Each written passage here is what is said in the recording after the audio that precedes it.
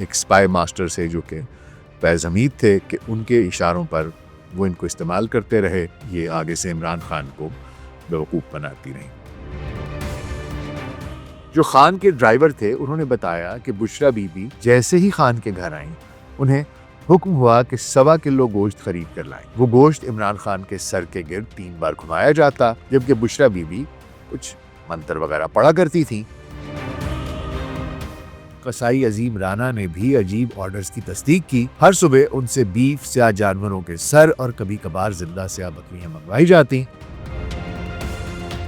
अजीम राना का दावा है कि वो खुद इन बकरियों को बुशरा बीबी की तरफ से दिए गए खास छुरी से ज़िबा करके घर पहुंचाते थे। पीटीआई वाले जो कह रहे थे कि जी हम तो इस पे कानूनी कार्रवाई करेंगे, ये तो उसको भी मजीद तक़वियत देगा। और वो कहते थे कि जनाब हमें माफ़ी मांगे, ये उनका मुतालबा था।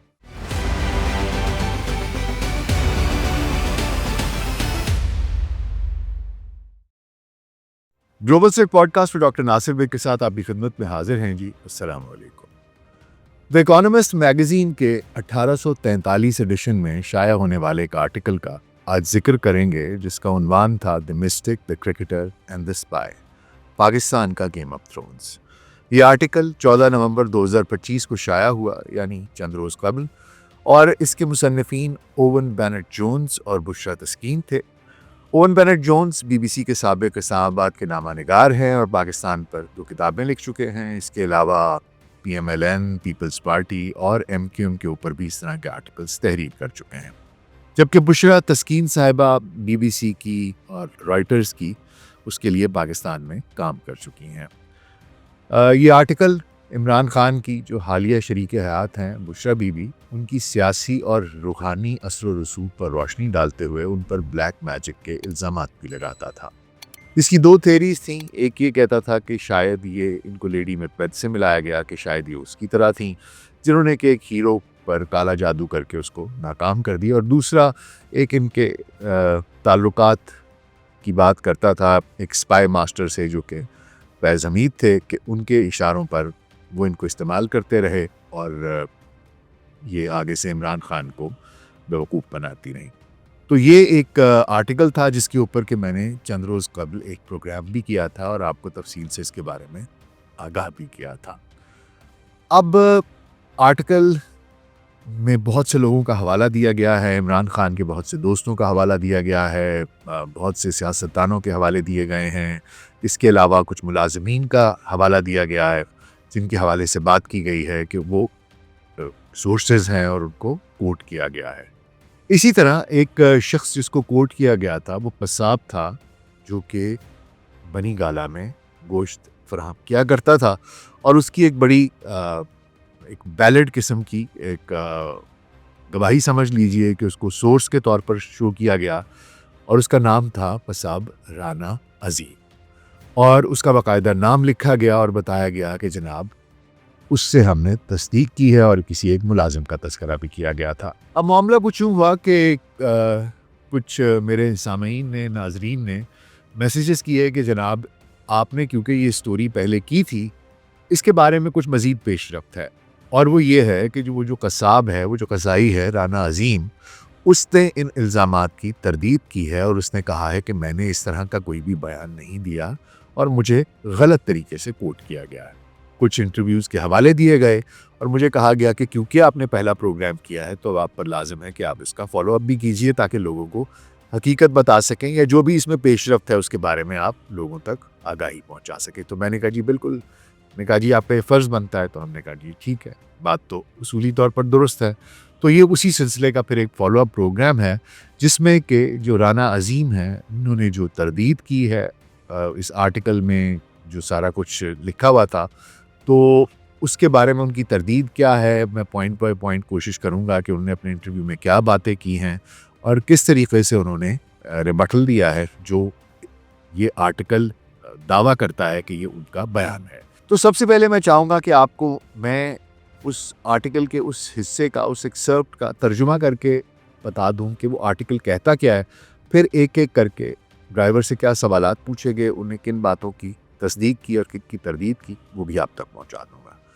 तो जनाब आर्टिकल ये लिखता है, तर्जुमा उर्दू का ये है कि सफ़ीर जो खान के ड्राइवर थे उन्होंने बताया कि बुशरा बीबी जैसे ही खान के घर आई उन्हें हुक्म हुआ कि 1.25 किलो गोश्त खरीद कर लाएं। वो गोश्त इमरान खान के सर के गिर्द 3 बार घुमाया जाता, जबकि बुशरा बीबी कुछ मंत्र वगैरह पढ़ा करती थी। इसके बाद वो गोश्त छत पर परिंदों के लिए फेंक दिया जाता।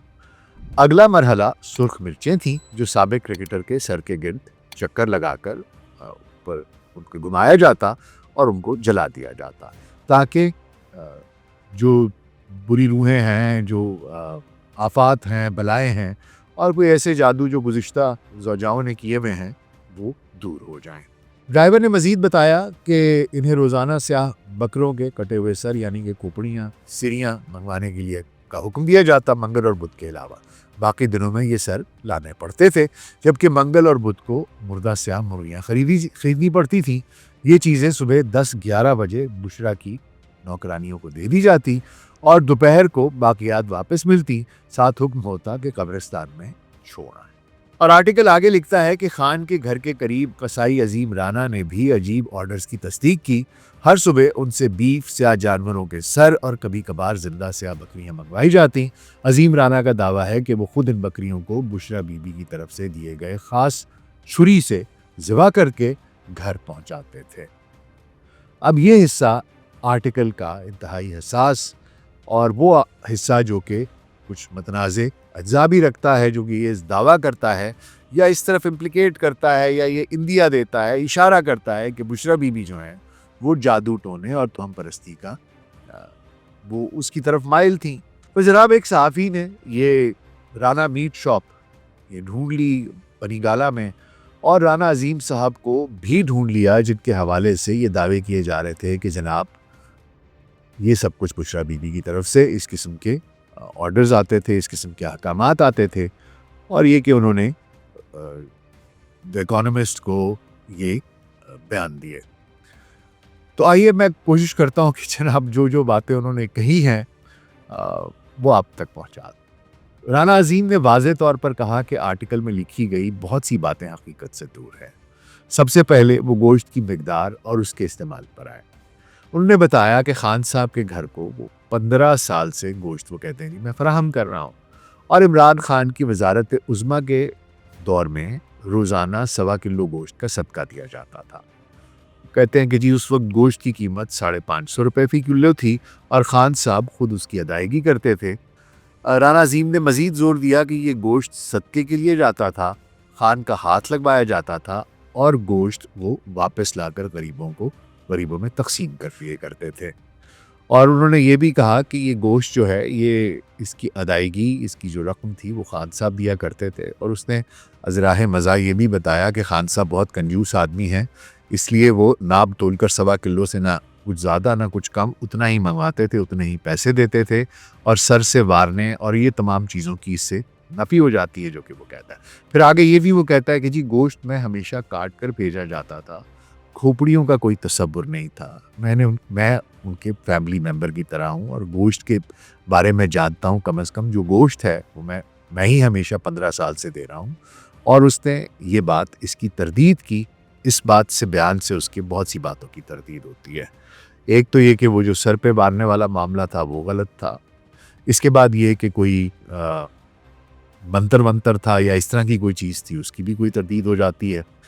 तो अब ये जो तरदीद है ये बराह रास्त आर्टिकल के दावों को चैलेंज करती है कि गोश्त को सर के गिर्द घुमाकर छत पर फेंका जाता था। राना ने यह भी वाजे किया कि मंगल और बुध को मुर्गी का गोश्त जाता था और वो भी बिल्कुल वैसे ही सदक़े की गर्ज से जाता था और वही हाथ लगा के उसी तरीके से ये वापस ले आते थे और आके गुराबा में तकसीम कर देते थे। अब ये बात भी आर्टिकल की बुनियाद को कमज़ोर करती है, क्योंकि राना अजीम, जिन्हें के वन ऑफ द सोर्सेज बताया गया था आर्टिकल में, उनको ये जो दावे हैं वो हकीकत से कहते हैं कि ये जो आर्टिकल में लिखा हुआ है, उन्होंने कहा कि ये जो आर्टिकल दावे कर रहा है ये हकीकत से काफ़ी दूर दिखाई देते हैं। इसके अलावा दूसरा नुक्ता स्याह बकरों का और खोपड़ियों का जो बात की गई, तो इसके ऊपर भी उनसे सवाल किया गया जनाब कि आर्टिकल में तो स्याह बकरों का की खोपड़ियों का जिक्र था, जो कहा गया था कि रोज़ाना मंगवाई जाती थी और कब्रिस्तान में फेंकी जाती थी। तो राना अजीम ने इसकी भी सख्ती से तरदीद कर दी। उन्होंने कहा कि जनाब खोपड़ियों का कोई तसव्वुर नहीं है, ये झूठी कहानी है। उसने कहा जी इमरान खान के ज़माने में वही 1.25 किलो गोश्त था जो रोज़ हम सदक़े की गर्ज से लेके जाते थे और हाथ लगाकर वापस लाकर मैं गरीबों में तकसीम करता था। खोपड़ियाँ बनाने और बेचने का या वो फेंकने का कब्रिस्तान में कोई मामला ऐसा कभी भी नहीं हुआ। और उन्होंने मज़ीद बताया कि वज़ारत उज़्मा के दौर में इमरान खान जब किसी दौरे पर जाते थे तो बकरा सदका दिया जाता था जो बनी गाला में उनकी रिहाइश गाह पर ज़िबा किया जाता था। इसके लिए भी काले बकरे की शर्त नहीं होती थी, बस इतना कहा जाता था कि सदके के लिए बकरा छोटा ना हो, सेहतमंद बकरा हो कि पता चले कि हाँ सदके के लिए दे रहे हैं, बिल्कुल छोटा बकरा ना लेके आना। और फिर ये भी कहता है अजीम कि हम मुसलमानों के तौर पर हम में ये तौहम परस्ती है कि नहीं जी स्याह बकरा हो तो उसका सदका करें, इसको तरजीह देनी चाहिए। लेकिन वो कहता है कि जो बुशरा बीबी हैं उन्होंने कभी भी स्याह बकरे की ये शर्त नहीं रखी कि बकरा स्याह होना चाहिए। अगर स्याह हो तो बेहतर है, ना हो तो भी कभी कोई मसला नहीं हुआ था। अब राना ने यह भी कहा कि ज़िबा करने के बाद जो खोपड़ियाँ थीं वो भी गरीबों को उनको दे दी जाती थी। और वो कहता है कि मैं खुद यहाँ पर ले आता था अपनी दुकान पर और यहीं पर बनाकर गुरबा में तकसीम कर दिया करता था और ना कि कभी भी कब्रिस्तान में फेंकी जाती थी। अब ये तरदीद जो है ये भी आर्टिकल के जो मरकज़ी दावा है उसको चैलेंज करती है, क्योंकि राना अजीम ने वाज़े किया है कि ये सब सदका और आम इस्तेमाल का मामला था। उसने ये तासुर दिया है कि जनाब इसमें जादू का कोई अमल दखल नहीं था, ये खालिसतन सदका था और बाद में गरीबों में तकसीम कर दिया जाता था। अब तीसरा मामला ये था कि जी कोई ख़ास छुरी है जिसका इस्तेमाल किया जाता है। आर्टिकल में ये दावा है, इल्ज़ाम था कि जी जिंदा जो स्याह बकरे थे उनको बुशरा बीबी की तरफ से दी गई कोई ख़ास छुरी थी जिससे ज़िबा किया जाता था। तो राना अजीम ने इसकी भी तरदीद की और तफसील से बताया। उन्होंने कहा कि जी छुरी मेरी अपनी थी। उसने कहा जी मैंने ये छुरी थी, मैंने उनके घर में क्योंकि ये सदके के लिए जाना पड़ता था तो मैंने एक वो मुड्ढी जो लकड़ी की होती है और एक छुरी अपनी वहाँ रखवाई हुई थी। और वो फिर मैं जब एक दफ़ा करने के लिए गया तो उन्होंने कहा जी ये छुरी जो आप रख के गए हैं, तो मैंने कहा नहीं जी ये पुरानी हो गई है। तो मैं अपनी छुरी साथ लेके गया, नई छुरी, वो भी उसी की थी। कहता मैं अपनी नई छुरी लेके आया जो तेज़ थी और उससे मैंने ज़िबा किया और वही मैं उससे ज़िबा करता था, अपनी छुरी ले जाता भी वो पुरानी हो गई थी। और उसने ये भी कहा कि मैंने उन लोगों को कहा भी था कि आप अपनी छुरी और वो मुड्ढी खरीद लें, लेकिन उन्होंने नहीं दी। अब इस बात पर उन्होंने फिर दोबारा जोर दिया अपने इंटरव्यू में, 2 दफ़ा ये कहा कि जनाब कोई ख़ास छुरी नहीं थी, ये दुरुस्त बात नहीं है। अब ये बात जो है ये भी आर्टिकल की तफसीलात को बराह रास्त चैलेंज करती है, क्योंकि राना अजीम ने वाज़े किया कि तमाम आलात जो थे वो उनकी दुकान के थे और ज़िबा का अमल जो है वो भी आम तरीके से था, ना कि उसमें कोई जंतर मंतर शामिल था। अब चौथा नुक्ता जो है वो ये है कि मजमूई तौर पर जो इल्ज़ामात हैं उनकी तरतीब।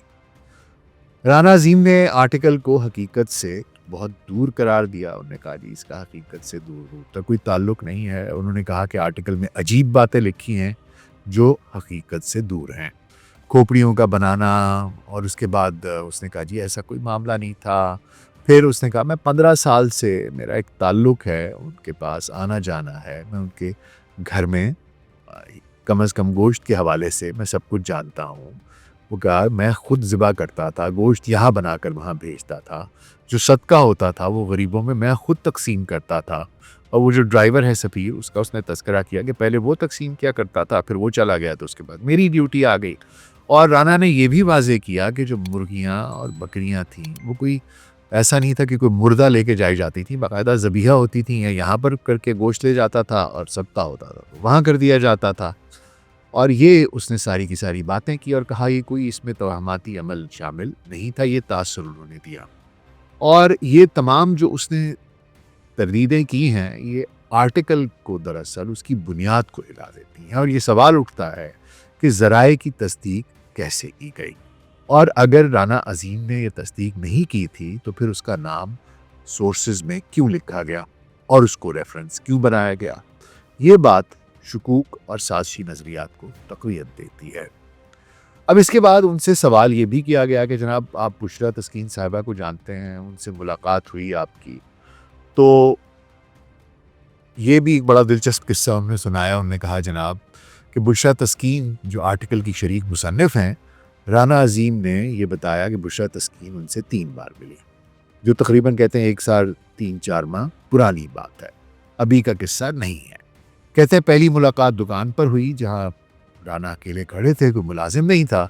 बुशरा तस्कीन ने पूछा कि कौन मालिक है? राना ने बताया कि जी मैं खुद हूँ। और उसके बाद उन्होंने उनसे पूछा कि भाई इमरान खान के घर में आप गोश्त वोश्त सप्लाई करते हैं? उसने कहा जी मैं करता हूँ, 12-15 साल से गोश्त देता हूँ। तो राना ने कहा कि मैंने उनको सब कुछ बता दिया। फिर उसके बाद उन्होंने कुछ पर्सनल सवालात करने की कोशिश की कि जी खान साहब के घर जाने वाले गोश्त पर उस पर कुछ सिरियाँ होती थीं, उस पर कोई जादू होता था, कोई इस तरह की बात करनी शुरू की। तो राना ने कहा कि मैं पहले तो समझ नहीं पाया, लेकिन फिर कहता है कि मैं समझ गया कि मुझे ऐसा लगा कि जैसे ये कोई सहाफ़ी हैं और किसी अखबार के लिए कोई बात कर रही हैं। और इसके बाद उन्होंने पूछा और उन्होंने बुशरा तस्कीन ने इस बात का इकरार भी कर लिया कि जनाब हाँ बिल्कुल मैं एक सहाफ़ी हूँ और बीबीसी के लिए काम करती रही हूँ। फिर उसके बाद एक और मुलाकात में वो कहते हैं कि जी बुशरा तस्कीन ने रिकॉर्डिंग का कहा कि जी अगर मैं रिकॉर्ड करूँ तुम्हें कोई मसला तो नहीं? उसने कहा जी बिल्कुल कर लें, मुझे तो कोई मसला नहीं है। और फिर इमरान खान की वजह से वो कहता है कि मुझे पहले भी बड़े मसाइल हुए, मैं जेल भी गया, मुझसे और भी मामलात से गुजरा। तो उसने कहा कि जी मुझे उन्होंने जो बुशरा तस्कीन है उन्होंने मुझ पर दबाव डालने की कोशिश की कि ये जो खोपड़ियाँ और जादू की बातें हैं ये बताओ। तो मैंने कहा जी ऐसा कुछ हुआ नहीं है तो मैं क्या बताऊँ? तो बुशरा तस्कीन ने कहा कि वो दोबारा उसको बताया कि भाई देखो मैं तो बीबीसी की हूँ और इमरान खान के अमले ने ही मुझे भेजा है। कोई उनके घर जो गुज़िश्ता पहले लोग काम करते थे, चले गए थे, इन्होंने उनसे पूछा होगा, उन्होंने कहा होगा कि वो कसाब है, वो गोश्त देता था, उसका भी इंटरव्यू कर लें। तो उन्होंने उनका रेफ़रेंस दिया कि जी मैं उनके रेफ़रेंस से आई हूँ, नाम नहीं बताया राना ने उनका। तो राना ने तस्दीक की कि जनाब उस वक़्त अमला भी मेरा मौजूद था जब ये सारी गुफ्तगू हो रही थी और ये बुशरा तस्कीन ने कहा कि जी मैं कहानी लिख रही हूँ और कोशिश करती रही लेकिन इनसे कुछ नहीं मिला।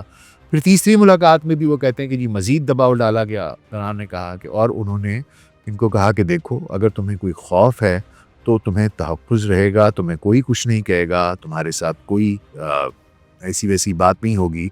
और उसके बाद उन्होंने उनको शोहरत का लालच भी दिया कि तुम्हें शोहरत भी मिलेगी और तुम्हें कोई असर नहीं पड़ेगा, तुम्हें किसी किस्म का कोई नुकसान नहीं पहुंचेगा, तुम हिफाजत से रहोगे।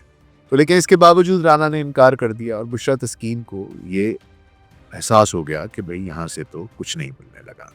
इसलिए आखिरी मुलाकात में वो कहता है कि जी बस वो इसी तरीके से चली गई और शायद को गोश्त वोश्त पी लिया और फिर चली। राना ने वाज़ेह किया कि ये तमाम मुलाकातें जो हैं ये दुकान में हुई और उन्होंने कभी भी जादू की तस्दीक नहीं की। अब ये तफसीलात क्या ज़ाहिर करती हैं जनाब? ये ज़ाहिर करती हैं कि जो आर्टिकल की बुनियाद है वो या तो गलत फहमी का या बदनीयती का नतीजा है, जो शायद सहाफ़ी अखलाकियात पर सवाल भी उठाती है। अब मैं बात करूंगा द इकोनॉमिस्ट की साख की, उनकी रेपुटेशन की और कुछ कंस्पिरेसी थियरीज यानी साजिशी नज़रियात की। देखिए मामला कुछ यूँ है कि इकोनॉमिस्ट एक मोतबर जरीदा है जो कि अब एक ई जरीदे के तौर पर भी काम करता है और 1843 उसी का एक सेक्शन है जो कि लॉन्ग स्टोरीज छापा करता है। इसकी एक सहाफ़ती तारीख़ है जो तकरीबन पौने 200 साल पुरानी है। ये आलमी सियासत और मईशत पर गहरी तज्ज़ियाती रिपोर्ट्स देता है। इसकी एक साख है बैनुल अक़वामी सहाफ़ती दुनिया में, एक साख है, एक मकाम है। इस तरह के आर्टिकल से जहाँ पर कि एक ऐसे शख्स की गवाही दी हुई है, कुछ ऐसी मालूमात हैं और उसमें ऐसे ज़राए हैं जिनका तज़किरा किया गया है जिनकी के तस्दीक नहीं हो रही, तो फिर ये उनकी साख पर एक सवाल उठा देता है। राना अजीम की तरदीद जो आर्टिकल के जो कलीवी उसका मरकज़ी ख़याल है उसको चैलेंज करती है। उससे द इकोनॉमिस्ट जैसे जरीदे की साख को शदीद नुकसान हो सकता है, कम से कम उसको चैलेंज ज़रूर कर रही है। राना ने ना सिर्फ इल्ज़ामात को झूठा करार दिया बल्कि बुशरा तस्कीन पर दबाव डालने का भी उन्होंने वो भी इंदिया दिया कि जी ने दबाव भी डालने की कोशिश की, लालच भी देने की कोशिश की, वो भी, और उन्होंने ये इस बात की तरदीद की कि मैंने इस तरह की कोई बात उनसे नहीं की है। अब द इकोनॉमिस्ट को या तो इस दावे का जवाब देना चाहिए या बुशरा तस्कीन साहिबा को इस दावे का जवाब देना चाहिए, और अगर उनने क्योंकि रिकॉर्डिंग की हुई है तो वो रिकॉर्डिंग सुना दें कि ये देखें जी इसकी अपनी आवाज़ है, इसने तो मेरे साथ ये बात की थी और अभी हीरो बनने के लिए, सैंडो बनने के लिए ये झूठ बोल रहा है शोहरत लेने के लिए। या तो आप ये ओपन में आकर बुशरा तस्कीन साहबा या द इकोनॉमिस्ट इसकी ऑडियोज़ लीक करे, जारी करे, बताए जनाब कि ये देखें ये तो इस बंदे ने सारा कुछ कहा है। और अगर नहीं है तो फिर राना अजीम से दोबारा रब्ता करें और उसका एक इंटरव्यू रिकॉर्ड कर लें आप भी, और कंफर्म करवा लें। बुशरा तस्कीन जाएं या द इकोनॉमिस्ट का कोई ज़रिया जाए, ज़राए में से कोई जाए और इस बात की तस्दीक कराए। और अगर ऐसा नहीं होता तो फिर ये जो पूरी की पूरी रिपोर्ट है, इसकी जो साख है, जो इसकी जो ये एतबारी तौर पर ये मशकूक हो जाती है कि यार ये सही भी है कि नहीं है। क्योंकि अगर ऐसा नहीं होता तो इससे जो आर्टिकल है उसकी ऑथेंटिसिटी के ऊपर सवाल उठते हैं कि ये कितना सच है, कितना ऑथेंटिक है। पूरे के पूरे आर्टिकल के ऊपर सवाल उठ जाते हैं कि अगर आपने दो नज़रियात पेश किए हैं, अगर एक नज़रिए की जो असास है, जो उसका बेस है, वो इतना कमज़ोर है, और जिस शख्स को आपने as a reference, as a source बताया है और जो बातें उससे मंसूब की हैं, जब वो उसकी तरदीद कर रहा है तो फिर आर्टिकल के बाकी के जो अज्जा हैं उनके दुरुस्त होने का उसकी क्या गारंटी है। तो ये एक बहुत बड़ा सवाल उठता है। और फिर जिस तरह की बात है और जो इसने बयान दिया है, वो पीटीआई वाले जो कह रहे थे कि जी हम तो इस पर कानूनी कार्रवाई करेंगे, ये तो उसको भी मज़ीद तक़वियत देगा। और वो कहते थे कि जनाब हमें माफ़ी मांगे, ये उनका मुतालबा था। इसके अलावा मैंने आपको बताया था कि एक साज़िशी नज़रिया भी ये चल रहा था, मैंने पिछले प्रोग्राम में भी इसका तज़किरा किया था, जो इस तरफ इशारा देता था कि जी पाकिस्तान में 27वीं आईनी तरमीम हाल ही में मंजूर हुई है और इसमें एक कॉन्स्टिट्यूशनल कोड का क़याम है, जजेस की उनकी तकर्रियाँ और तबादले हैं। इसके अलावा जो डिफेंस फोर्सेस की हायर कमान है, उनकी हायरार्की को चेंज किया गया है और उसके अंदर किस तरीके से ये सारे मामलात होते हैं, उसके अंदर तब्दीलियाँ लाई गई हैं। तो उससे शायद एक साज़िशी थ्योरी ये थी, साज़िशी नज़रिया ये था, कंस्पिरेसी थियरी थी कि शायद उससे तवज्जो हटाने के लिए, डिफ्लेक्ट करने के लिए इस तरह का आर्टिकल लिखवाया गया कि लोग इसमें मशगूल हो जाएं, वो मामले की तरफ ज़्यादा बातचीत ना हो। तो ये फिर इस साज़िशी नज़रिए को स्ट्रेंथन करता है। और मैंने आपको बताया था कि फील्ड मार्शल साहब का ये एक बयान आज से कुछ बरस पहले आया था कि जी 5 लाख दे के द इकोनॉमिस्ट जैसे उसमें इस तरह का आर्टिकल लिखवाया जा सकता है। तो फिर ये सारी चीज़ें मिलकर इस आर्टिकल की सेहत को, इसकी ऑथेंटिसिटी को बहुत कमज़ोर कर देती हैं और द इकोनॉमिस्ट की साख पर सवाल भी उठाती हैं। इसलिए ये बहुत ज़रूरी है, ये प्रोग्राम करने का मकसद ये था कि अगर तो बुशरा तस्कीन साहिबा ये सुन रही हैं और अगर उन्हें वो इंटरव्यू सुना है तो वो भी सुन लीजिए, वो भी यूट्यूब पर मौजूद है। आप अगर ये सब कुछ आप देख लेते हैं तो फिर ये आप पर लाजिम है कि आप इसका रिबटल दें, इसकी एक्सप्लेनेशन दें, जो दावे आपने किए हैं उनकी आप सबूत पेश करें। आपने इस बंदे को एज अ सोर्स बताया है और कहा कि इस बंदे ने इस बात की तस्दीक की है, या तो इसका नाम आप आर्टिकल से निकाल दें और बताएं कि जनाब इसने तस्दीक नहीं की थी, हमने इसको वैसे ही मेंशन किया था लेकिन आपने तस्दीक की हुई है, इसको एज अ सोर्स बताया हुआ है। तो या तो आप इसको एक्सेप्ट करें कि ये बात गलत थी। अगर एक्सेप्ट नहीं करते तो फिर इस बंदे का इंटरव्यू दोबारा जाके कर लें, या अगर आपके पास इसकी ऑडियो क्लिप्स हैं तो वो जारी करें। क्योंकि अगर आप ऐसा नहीं करेंगे तो वो जो पूरे का पूरा आर्टिकल आपने लिखा है उसके ऊपर बहुत ज़्यादा सवालात उठते हैं कि वो बाकी की चीज़ें भी दुरुस्त हैं कि नहीं है। आपका इस बारे में क्या ख्याल है, मुझे कमेंट्स में ज़रूर बताइएगा। आज के लिए इतना ही, अपना ख्याल रखिएगा। शुक्रिया।